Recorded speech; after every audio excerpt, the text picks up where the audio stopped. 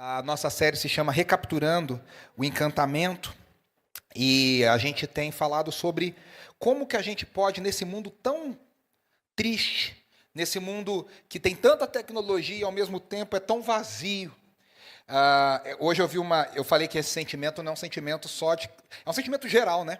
Eu vi uma imagem hoje de como se fosse, eu acho que é de inteligência artificial, mas os pés de dois pés de um adolescente esticados assim num sofá, e pela coloração e pelas imagens você já sabia que era uma imagem dos anos 80 ou 90. Na parede tinham vários cartazes de filmes famosos dos anos 80 e 90. Eu lembro que tinha o Indiana Jones, tinha o Curtindo a Vida Doidado, aqueles clássicos, né, da Sessão da Tarde estavam na parede, uma televisão de tubo. E aí no texto e tinha umas Pepsis assim de garrafa de vidro, e aí no texto estava falando, né? Uma tarde comum nos anos 90, eu vendo a Sessão da Tarde, ou um filme que eu aluguei na locadora, e meus amigos gritando no portão porque não tinha WhatsApp para chamar, e aí eu podia fingir que eu estava em casa ou que eu não estava em casa, escolher se eu queria falar ou não queria falar e tal. Ou seja, é engraçado que no mundo de hoje a gente tem tanta coisa. Ontem eu estava conversando com um vizinho nosso lá numa confraternização lá no nosso prédio, e ele estava falando que os especialistas têm falado que daqui a um pouco tempo as interações nas redes sociais vão ser fomentadas, e bem fomentadas, assim, de forma convincente, por robôs de inteligência artificial. Porque antigamente as pessoas compravam robôs para fazer curtidas e tal, mas era fácil de ver, porque eram uns comentários nada a ver, era uma curtidinha assim, bem simples, era uma coisa bem vazia. E agora as inteligências artificiais estão sendo treinadas para comentar, curtir, levantar debates, né? Ou seja, o mundo que a gente está vivendo é um mundo que, ao mesmo tempo que está todo conectado, é um mundo muito triste, muito vazio, muito descrente. As pessoas não creem mais em nada, não acreditam mais em nada, não confiam mais uma nas outras. E a gente, olhando para o Sermão do Monte, Jesus ensina uma forma completamente contracultural, uma forma completamente diferente da gente viver. E como que a gente pode recuperar esse jeito de viver. E a gente falou, né, na semana retrasada, antes da Feira de Ministério, semana passada, sobre ser sal e luz. E hoje nós vamos falar sobre como que nós podemos reaprender a paz. Como que nós podemos reaprender a justiça do jeito de Jesus. Porque na mente de um judeu,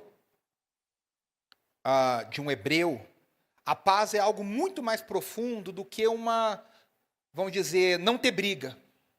A paz, o shalom, no mundo hebraico, na mentalidade hebraica, no mundo de Jesus, era que cada coisa no mundo que estivesse quebrada, cada coisa que estivesse fora do lugar, cada situação do mundo que não funciona do jeito que Deus criou para funcionar, está fora do shalom. E o shalom é a restauração de cada uma dessas coisas no lugar que Deus criou para estar. Então, no mundo que a gente vive, e a gente vive nessas pautas malucas, que se você acredita numa coisa, você está de um lado automaticamente, ou se você não acredita, você está do outro lado automaticamente, e as pessoas ficam te colocando em caixinhas, que muitas vezes você quer dizer, peraí, eu não quero estar nessa caixinha, né? Eu não quero, de repente eu tenho uma opinião aqui, uma opinião ali, e não é porque eu sou de A ou de B, da esquerda ou da direita, mas é porque eu acredito em Jesus e no Evangelho. E nesse mundo tão complicado, onde há tanto preconceito, onde pessoas morrem por escolhas políticas. Gente, no nosso país tem gente que morre pelo time de futebol que torce. Isso é um absurdo. Aí as pessoas morrem, brigam, se separam, gritam umas com as outras por causa de escolha política. Onde há tanto preconceito contra as minorias, sim. E aí, do outro lado, nós temos a chamada lacração das minorias, onde algumas minorias querem obrigar com que todo mundo acredite no que elas acreditam, numa ditadura das minorias. A tal ponto, e aí a gente fica nessa loucura, né? Se você fala de um lado, aí você fala, não, essa semana, com tanta discussão política, aí eu escutei um analista dizendo, se eu falo, eu acho que o governo deve trabalhar para os mais pobres, as pessoas já me colocam num monte de outras caixinhas. E cá entre nós, se nós somos cristãos, a gente tem que falar, A gente crê que o governo deve trabalhar para os mais pobres. É óbvio, a Bíblia é toda sobre o Deus dos órfãos, das viúvas, o Deus do pobre, o Deus do desamparado. Mas aí já te coloca numa série de outras coisas. Ou seja, o shalom está muito difícil no nosso mundo. Encontrar as coisas, ver as coisas do jeito de Jesus está muito difícil. Da gente entender o que Deus espera de nós. E aí eu quero ler a partir do versículo 17 de Mateus 5, eu convido você a abrir a sua Bíblia, em Mateus 5, a partir do 17. Um texto forte de Jesus, que ele começa assim, Mateus 5, 17. Não pensem que eu vim abolir a lei ou os profetas. Eu não vim abolir, mas cumprir. Digo-lhes a verdade, enquanto existirem céus e terra, de forma alguma desaparecerá da lei a menor letra ou o menor traço, até que tudo se cumpra. Todo aquele que o desobedecer a um desses mandamentos, ainda que dos menores, ensinar os outros a fazerem o mesmo, será chamado menor no reino dos céus. Mas todo aquele que praticar e ensinar esses mandamentos, será chamado grande no reino dos céus. Pois eu lhes digo que se a justiça de vocês não for muito superior à dos fariseus e mestres da lei, de modo nenhum entrarão no reino dos céus. E aqui é interessante, vamos parar por aqui por enquanto, que parece que Jesus está contradizendo o que ele mesmo acabou de dizer. Parece que Jesus está defendendo que a gente vai ser salvo e deve viver pela justiça própria, pela prática das boas obras. Jesus acabou de falar, não, bem-aventurados os misericordiosos, pois eles obterão misericórdia. Bem-aventurados os pobres de espírito, porque eles serão consolados. Aí parece que agora Jesus está dizendo, não, você precisa agora ter a justiça própria, praticar a lei. E aí ele diz, a nossa justiça tem que ser maior que a dos fariseus e dos mestres da lei. E aí a gente precisa entender algumas coisas. Primeiro, tudo que Jesus chama de lei e profetas, para nós a gente conhece como Antigo Testamento. E há uma tensão no mundo evangélico sempre, vai existir para sempre, do quanto do Antigo Testamento eu preciso cumprir ainda e do quanto do Antigo Testamento eu não preciso cumprir. E aí a gente, há uns tempos atrás, já faz um tempinho, teve um cara que fez um documentário. Ele pegou todas as leis de comida e de higiene do Antigo Testamento e ele aplicou. E aí o resultado do documentário foi que é ridículo viver do jeito do Antigo Testamento no mundo de hoje. Então ele não comia, tudo que o Antigo Testamento fala que não pode comer, ele não comia, todas as regras de higiene ele não fazia, ou fazia, né, do jeito, o que podia, o que não podia. E aí você fala, caramba, será que o Antigo Testamento é ridículo? Porque esse cara não entendeu nada, ele foi na literalidade de algumas coisas. Aí no mundo evangélico a gente tem os chamados antinomistas, que são aqueles que negam a lei, quase sugerindo que o Antigo Testamento já não serve mais para nada. Se a gente tem a nova revelação, para que eu vou cantar, para que eu vou viver as coisas velhas? Que nem gente que fala assim, se o artista já lançou um álbum novo, para que eu vou escutar o álbum antigo? Tem gente que acredita nisso, né? Tem igreja que pauta o seu repertório nisso. E do outro lado, nós temos uma grande parcela da igreja brasileira que quase esquece que a gente já está na nova aliança. E aí celebra, para o cara ser evangélico, ele tem que ser quase que um judeu. Tem que pôr kippá, tocar chofar, celebra a festa dos tabernáculos e faz a coisa acontecer. E aí qual que é o equilíbrio? Jesus está dizendo o seguinte, nenhum momento, porque Jesus está descendo a lenha, né, batendo, falando, ele está dizendo, se vocês acham que eu vim para dizer que o Antigo Testamento e os profetas, não o Antigo Testamento, a lei e os profetas estão errados, eu não vim para dizer isso. Eu não vim para abolir a lei. Ele disse, eu vim cumpri-la. E cumprir em que sentido? Cumprir em que sentido? Jesus veio cumprir em vários sentidos. Primeiro, a gente tem os ensinos doutrinários. Ensinos bíblicos doutrinários que na lei e nos profetas nos ensinam de coisas profundas sobre quem é Deus, o Deus criador, o Deus soberano, o Deus que criou o seu povo, o Deus que chamou o seu povo, o Deus que levantou seus profetas. A gente tem vários ensinos, e esses ensinos sobre salvação, o Deus que virá salvar, o Deus que virá resgatar o seu povo, o Deus que cumpre as suas promessas, são ensinos preciosos do Antigo Testamento que Jesus reafirma. Que Jesus diz, olha, eles eram revelados imparcialidade, mas agora eu sou a plena revelação disso. O Mar Vermelho era uma parte da salvação. A volta do exílio é uma parte da salvação, mas agora eu sou a plena revelação da salvação.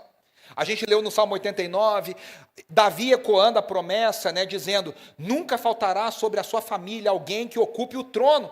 E aí Jesus está dizendo, Jesus podia dizer, olha, Ezequias foi cumprimento disso, Josias foi cumprimento disso, um monte deles foram cumprimentos da promessa de que nunca faltou, mesmo no exílio, um rei para a família de Davi na casa de Judá.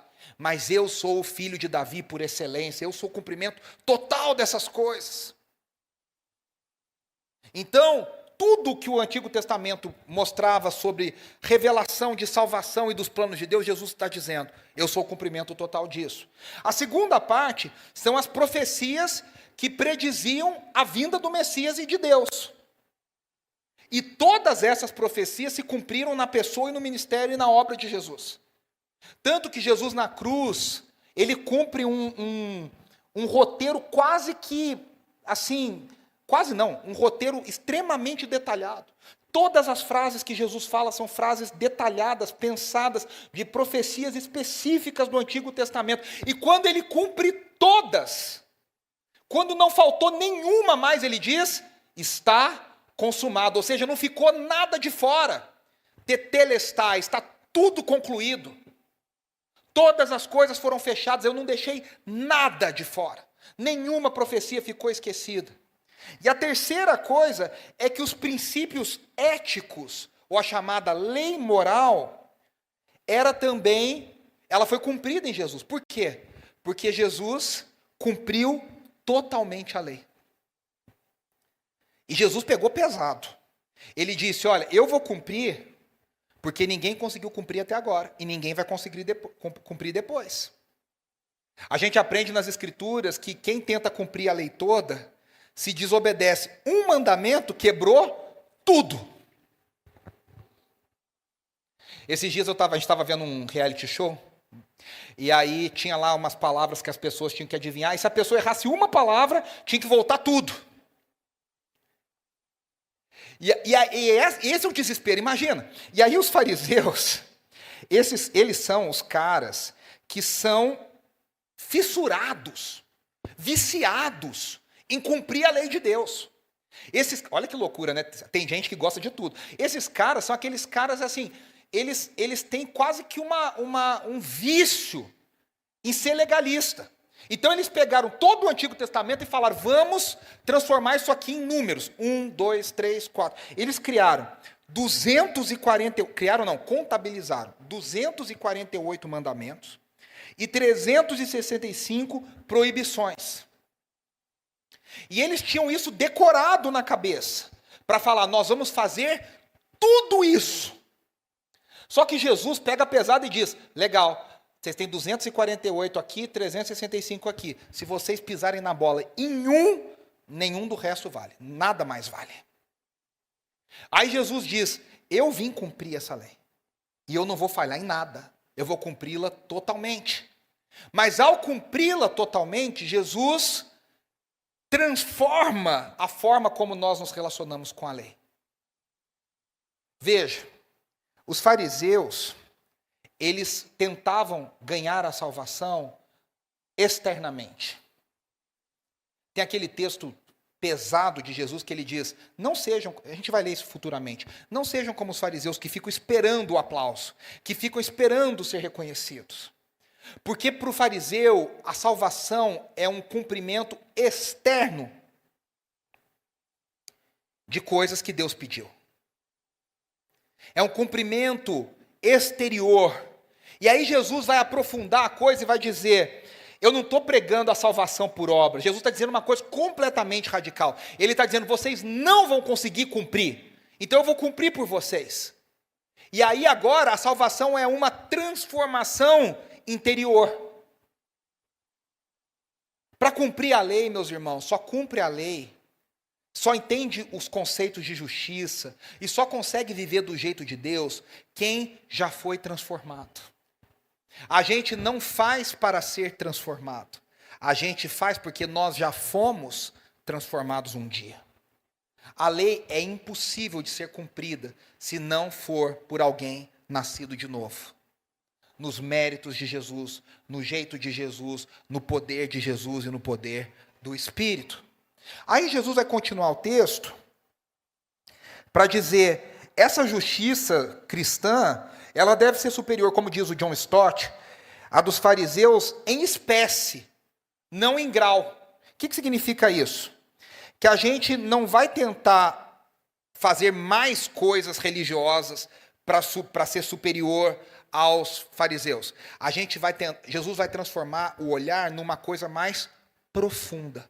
Ele vai dizer, vocês estão aqui na superfície. Eu vou trazer o negócio para a raiz, eu vou falar de coisas muito mais profundas. Por isso que a justiça do cristão, de quem acredita em Jesus, ela é maior do que a dos fariseus, porque ela exige mais. Ela exige mais comprometimento, ela é muito mais séria, ela é muito mais pesada. Por isso que eu falo, né, que quem fala que a graça é mais fácil, não entendeu nada da graça. A graça é de graça para nós, a graça é benefício, a graça é presente, tudo isso é verdade. Mas a graça exige de nós muito mais coisas. Por isso que viver sendo um pacificador, você viver a paz, o shalom, é muito mais difícil. Exige muito mais de nós. É um comprometimento muito maior. E cá entre nós, está cada vez mais difícil a gente conhecer gente que entendeu a profundidade desse compromisso e dessa situação.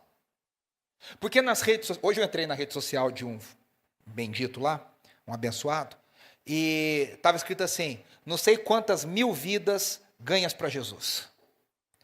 Aí eu fiquei pensando assim, caramba, o cara tem que botar no Instagram quantas pessoas ele evangelizou, e sei lá como ele contou quantas pessoas se converteram através do ministério dele, para fazer propaganda dele mesmo. Para dizer, me sigam que eu sou legal. E no mundo de hoje, está virando a gente já está achando normal, a gente jogar confete na gente mesmo. E a gente usa o reino de Deus, e a gente usa o nome de Jesus, e a gente usa as coisas do Evangelho, mas na verdade a gente quer o aplauso. Olha como eu sou bonito, olha como Deus me usa, olha como Deus como Deus opera através de mim. E a gente não quer fazer a coisa porque é arrependimento, é quebrantamento, é negação. Essa semana eu estava conversando com um amigo muito querido, um cristão muito, muito sério. E ele estava falando para mim de certas coisas assim, sabe? E numa conversa ali de 2 horas e pouco, foi uma conversa longa, ele falou várias coisas que ele não fez, que ele abriu mão, oportunidades que apareceram, que ele não topou, porque ele falou, isso não condiz com aquilo que eu acredito. Coisas que caem entre nós. E tristemente, sabe o que é o mais triste? Que esse meu amigo, a vida inteira, trabalhou a parte... Ele é cristão, mas ele trabalhou a parte do mundo evangélico a vida toda. E agora ele está tendo que trabalhar bem próximo do mundo evangélico. E ele está escandalizado. Ele está desesperado. Porque ele falou, caramba, eu trabalhei 30 anos na minha carreira, sendo crente, participando de igreja, de pequeno grupo, e estava tudo bem. Agora eu estou trabalhando perto dos evangélicos, eu estou desesperado, porque é uma corrupção, é uma troca de favores, é uma troca de interesses, é um toma lá da cá, que eu não estou acostumado. E aí ele falou uma coisa que eu fiquei bem impactado, ele falou assim, olha, eu fui falar com o fulano, e ele falou, e o fulano é bom, hein? O fulano é um bom cristão. E o fulano falou, legal, mas ó, eu consigo isso se a gente fizer aquilo. Ele falou, cara, não vou querer. Ele falou, se o bom cristão está assim, você imagina mais ou menos. Porque a gente acostumou a ficar nesse tomar lá da cá, nessa troca, nessa coisa, e a gente perdeu a noção que viver o evangelho é uma decisão radical, uma negação radical. A justiça ser superior à dos fariseus significa... Ou a gente está falando de transformação total do coração, de vida, não basta vir na igreja, não basta, é maravilhoso, não basta dar o dízimo, não basta falar Deus te abençoe para a pessoa, não basta curtir publicação de versículo. Tem gente que acha que é assim, que bota o versículo no WhatsApp, lá no estado do WhatsApp, e já, nossa, que crente que ele é. Olha como ele é maravilhoso. Não basta. Hoje a gente está falando de uma transformação radical nos nossos valores, nos nossos conceitos. Ah, mas todo mundo faz. E Jesus está dizendo, ou vocês fazem isso, ou... E ele fala, né? Quem desobedecer a um desses mandamentos, ainda que dos menores, ensinar os outros a fazer o mesmo, será chamado menor no reino do céu. Por quê? Porque essa pessoa está tentando viver pela justiça própria. Então Jesus está falando, você vai viver pela justiça própria? Então vai. Desobedecer um negócio, meu filho, você vai lá para a escala lá embaixo. Você vai lá para o último lugar. Agora, eu estou chamando vocês para viver pela minha justiça. Só que ele fala, a conversa é mais séria. A coisa é mais profunda. E aí ele continua, olha o versículo 21. Mateus 5, 21. E aí ele começa aqui. Vocês ouviram o que foi dito aos seus antepassados. E todas as fórmulas de Jesus aqui, ele vai falar isso. Vocês ouviram o que foi dito, mas eu vos digo. E aí tem gente que fala assim, tá vendo? Jesus está anulando Moisés. O que Moisés falou, Jesus está dizendo, esquece aquilo, agora é comigo aqui. E Jesus não está fazendo isso, Jesus está dizendo, vocês ouviram o que Moisés disse, só que vocês não entenderam tudo. Eu vou explicar para vocês a totalidade dessas coisas. E aí veja só o que ele diz. O que foi dito aos seus antepassados, não matarás, e quem matar estará sujeito a julgamento. Mas eu lhes digo que qualquer um que se irar contra o seu irmão estará sujeito a julgamento. Qualquer um que disser a seu irmão racá, ou seja, tolo, será levado ao tribunal. E qualquer um que disser louco, corre o risco de ir para o fogo do inferno. Aqui está até escrito na minha Bíblia, racá, termo aramaico de desprezo equivalente a tolo. Jesus está dizendo o seguinte, os fariseus estão ensinando para vocês que vocês só têm que se preocupar com o homicídio. Não matem as pessoas. Então, para o fariseu, se não matou, não deu uma espadada na pessoa, uma lança, não tinha tiro, né? Mas uma facada na pessoa, a pessoa não morreu, está com uma pedra na cabeça da pessoa, não morreu, você está bem, você cumpriu a lei. Jesus está dizendo, mas a coisa é muito mais profunda, porque eu estou falando do coração. Quem se irá no coração contra o seu irmão, já feriu essa lei, já praticou o homicídio. E aí para nós, e eu posso ouvir as pessoas dizendo, nossa, como Jesus é radical, como Jesus é exagerado, nossa, como ele pega pesado. Aí ele fala, se vocês olharem, né, aquele que disser a seu irmão, racá, ou seja, tolo, é um tolo, claro que não é numa coisa de brincadeira, Jesus está dizendo, num sentido de espiritualidade, ou seja, você é uma pessoa, aqui no caso alguns comentaristas defendem que é tipo assim, você não tem salvação, você está condenado ao inferno. Querendo dizer, olha, pensa no contexto de Israel, você não faz parte da aliança, você não faz parte do povo de Deus, ou seja, você condena uma pessoa espiritualmente, você diz para ela, você não tem salvação. Ou quem dizer louco, a mesma ideia. Você está louco, você está fora do seu juízo, você está fora da sua razão. Jesus diz, essa pessoa já está condenada nessa lei. Jesus está dizendo de novo, a lei não é uma questão externa. A salvação completa, o plano completo, a revelação total. Tem gente que fala, Jesus mudou a lei. Não, de novo, Jesus falou, o que Moisés quis dizer foi o seguinte, isso parte do coração. Todo ato exterior começa no coração. Provérbios 4, 23 diz, sobre tudo o que você deve guardar, guarde o seu coração. E não é guardar o coração como foi feito lá na Branca de Neve, né, que tiraram o coração e guardaram o coração. Não, não é essa a ideia. É guardar o centro do seu ser, de onde fluem os seus pensamentos, de onde flui a sua vontade, de onde fluem as suas ações. Toda ação começa no coração. Tudo aquilo que... Gente, quantas coisas eu e você na vida, antes da gente fazer, a gente foi fomentando aquilo no coração por um tempão, foi pensando, e se...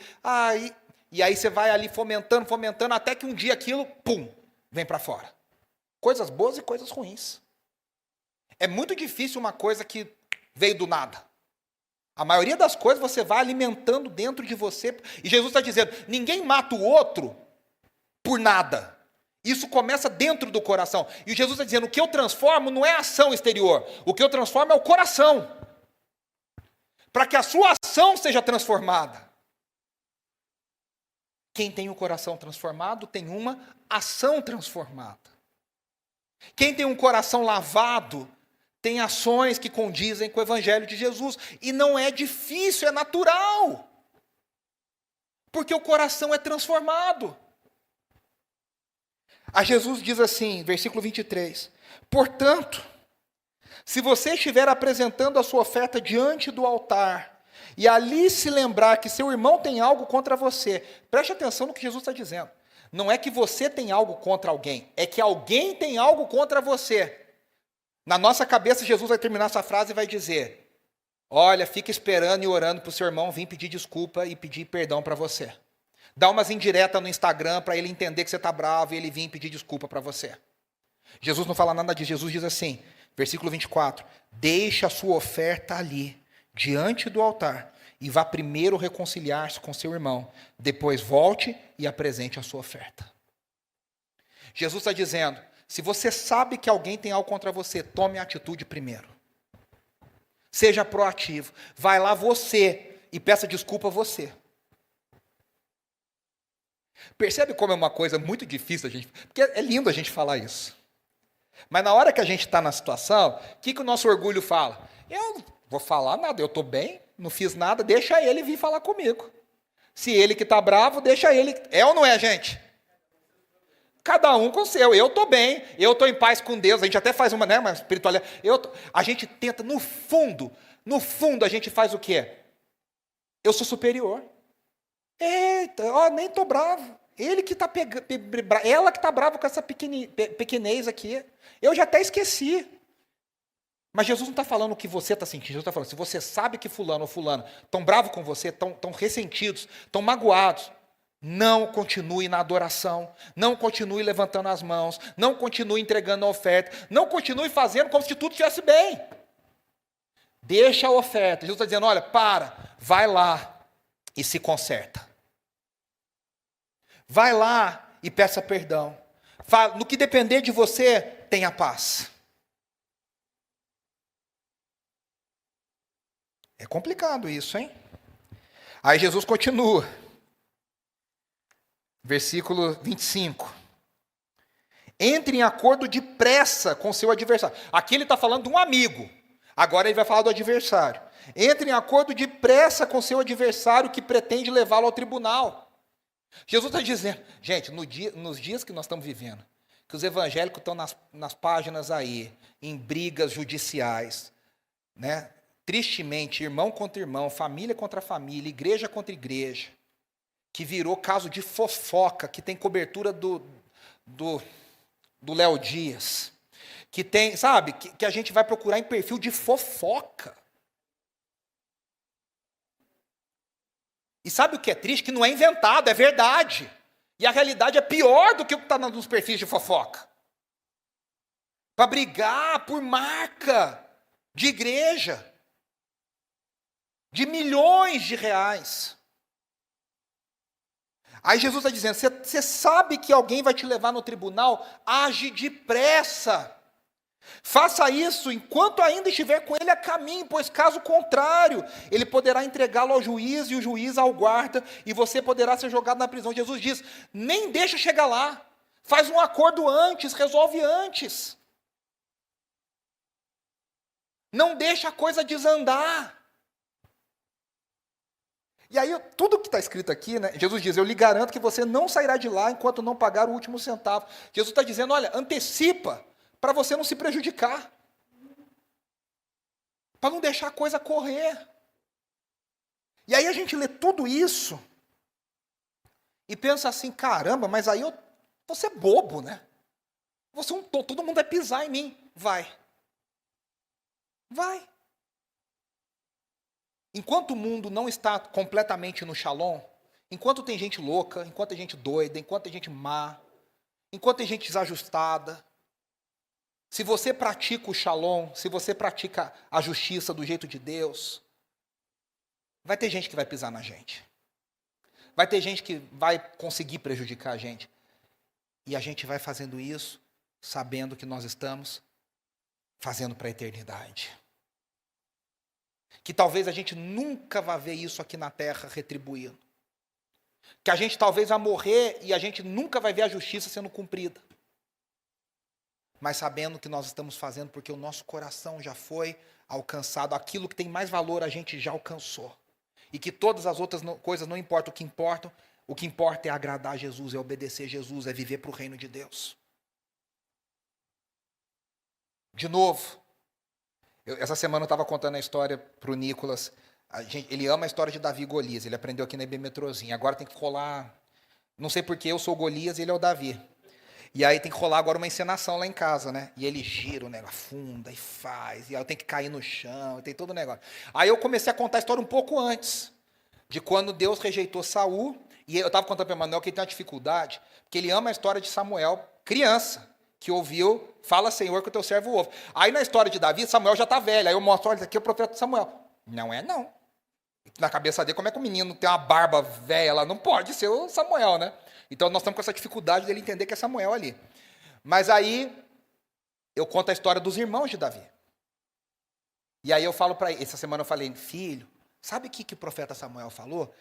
Que Deus falou para Samuel? Que o homem olha a força, a beleza, o tamanho, mas Deus olha lá dentro da gente, Deus vê o nosso coração. E é essa verdade que é tão simples, que às vezes a gente esquece. Como está o nosso coração diante do Senhor? Como está o nosso coração diante da disposição daquilo que Deus espera de nós? Como nós estamos vivendo o Evangelho?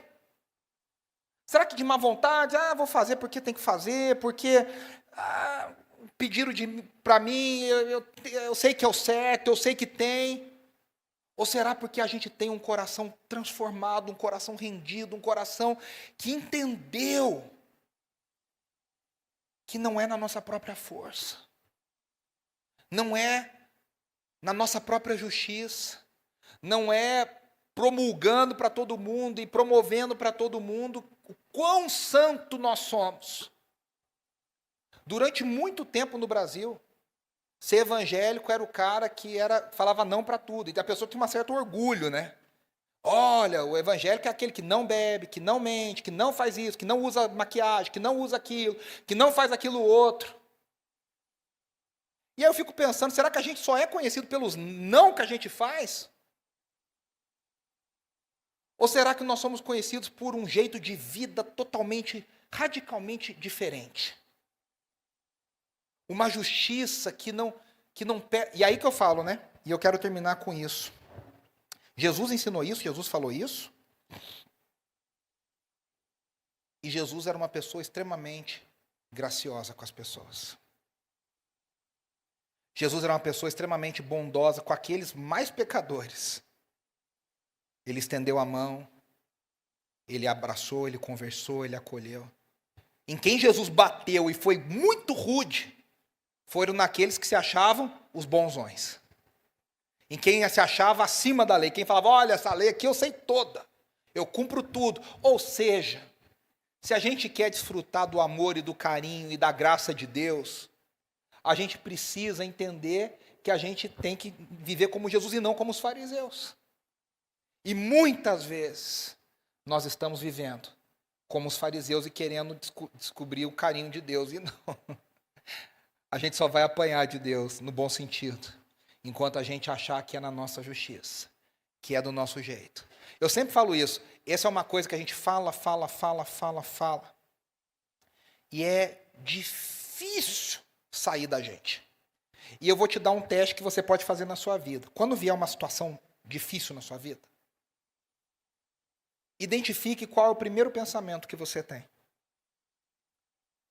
Aconteceu uma situação uns anos atrás, olha, eu já ensinava isso, pregava isso. Aconteceu uma situação e na hora eu pensei assim, o que será que eu fiz? Que Deus está me punindo. E na hora o Espírito Santo falou, bonita, e você ensina para todo mundo que não é pelas próprias obras. E o primeiro pensamento que vem no coração da gente é, que Deus está me punindo? O que eu fiz errado? Porque no fundo, o sistema religioso nos ensina a achar que Deus é esse ser que fica atrás da coluna esperando a gente tropeçar para falar: haha, eu sabia que você errou. Eu sabia que você ia pisar na bola. Quando Jesus diz, meus irmãos, não é coisa de ação externa, é algo do coração. Jesus não está dizendo: olha, eu sou tão bravo e tão ruim que eu olho até dentro do coração. Ou seja, não tem como você esconder. A gente faz esse terrorismo infantil, né, com as crianças. A gente fala: olha, Deus está vendo tudo, Jesus, você não consegue esconder nada. É um terrorismo. Jesus não está falando para fazer um terrorismo. Jesus está dizendo o contrário. Ele está dizendo: ou você confia totalmente na graça, ou você nunca vai conseguir atingir isso, porque o seu coração só pode ser transformado pela graça. Lembre-se que Jesus que ensinou isso é o mesmo que disse depois: o meu fardo é leve, o meu jugo é suave. Ou seja, não é para ser pesado, é para ser leve, é para ser descomplicado, é para ser algo natural para aquele que foi alcançado pela graça.